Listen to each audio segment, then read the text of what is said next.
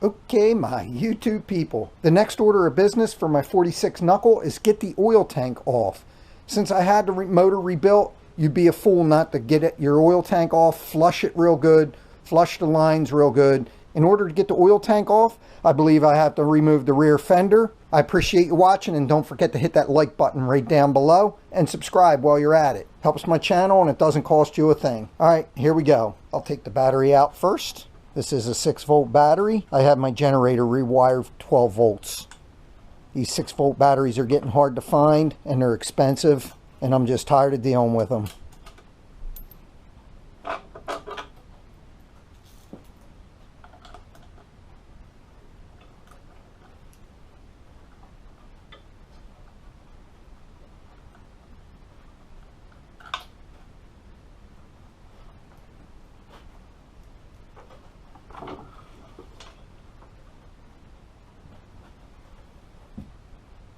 All right, in order to get the battery hold down rods out, you do have to take the rear tire off because there's 2 bolts right here and you have to get to these to get those off.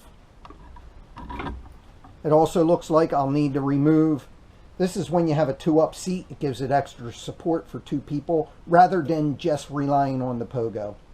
I removed 2 wires. This wire goes back for the running light, and I thought this wire went back also, but it does not.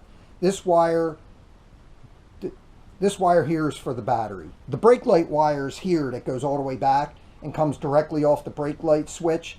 I'm not going to remove that wire right now. I'm going to wait and see if I can just move the fender back a little bit to get the oil tank off without having to remove it entirely. So I'm not going to disconnect this unless I need to.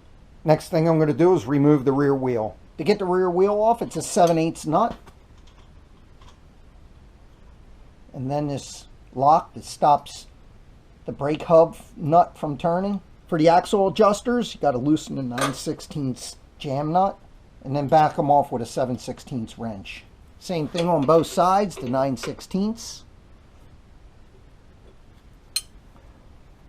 Then the 7/16 adjuster. To get the rear tire off, you have to take the rim off the brake drum before you can take it off. Now the way I do this is I push my foot on the brake, and then you get this 1/2-inch Allen wrench.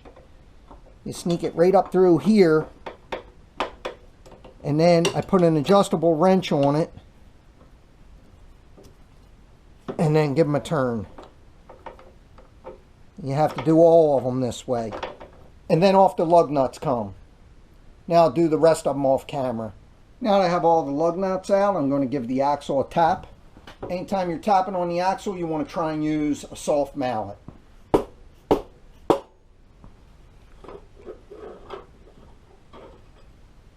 Alright, they come off nice and easy. I always put some grease on them so that way they don't rust or hang up while they're in your axle. You can see there's still some grease left on that, and it's been in there quite a long time.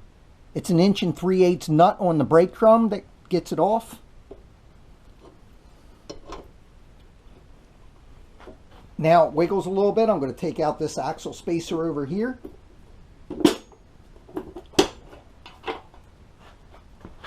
That's this one. Before I can take the brake drum the rest of the way off, I have to take off the brake arm. And that's just a matter of removing this cotter pin, a washer, and then the pin.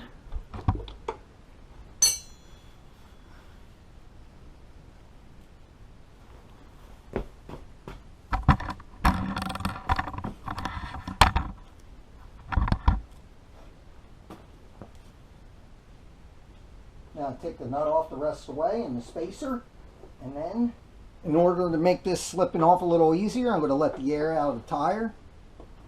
Give me a little more room.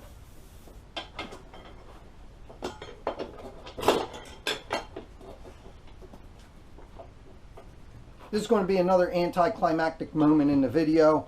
I took it out all as one piece and I had to get a pry bar up in here a little bit just to give it a little push.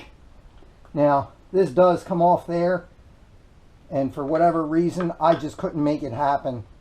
Not really sure why that is, but I'll figure it out on the way back in. Nice, there's still plenty of really clean grease up in here. Let's take a look at the brakes while we're here. Plenty of meat left on the brakes, so they're in nice condition. That's how you get the wheel off of anything with mechanical brakes. Please don't forget to like and subscribe. It doesn't cost you a dime and it helps my channel. Thanks for watching.